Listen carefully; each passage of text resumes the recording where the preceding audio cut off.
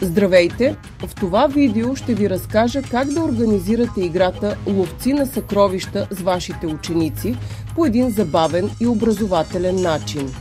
Този подход може да се използва във всички учебни предмети и във всички образователни етапи.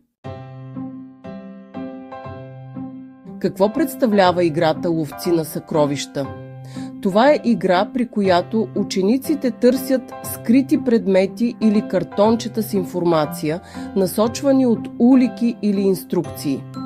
Така те са активно ангажирани и прилагат наученото по интерактивен начин. Как да се подготвим? Първо, изберете учебен материал.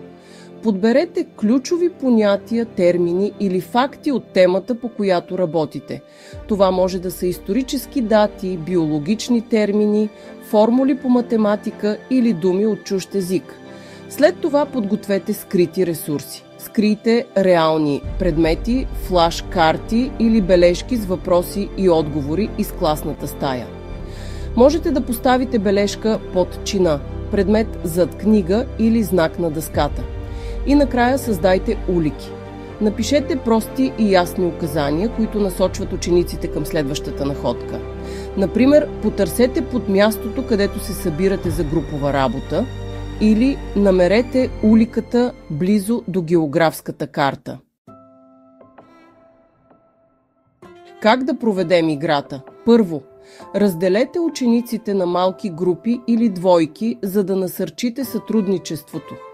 Дайте им първата улика, след като сте ги информирали за правилата. Нека те работят заедно, за да открият скрития елемент. Когато групата намери обекта или отговори на въпроса, окуражете ги да обяснят как са стигнали до решението. Това ще затвърди познанията им и ще насърчи критичното мислене. Ето няколко съвета как да подходите.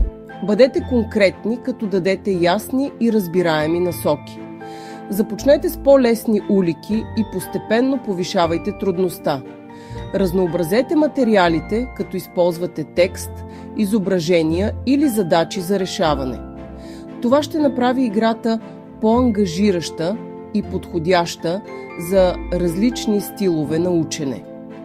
Стимулирайте екипите с малки награди, точки, стикери или бонуси. След края на играта анализирайте какво са научили и как могат да подобрят работата си в екип. С ловци на съкровища ще оживите класната стая и ще превърнете учебния материал в активно преживяване. Опитайте още днес и наблюдавайте как любопитството и мотивацията на учениците нарастват.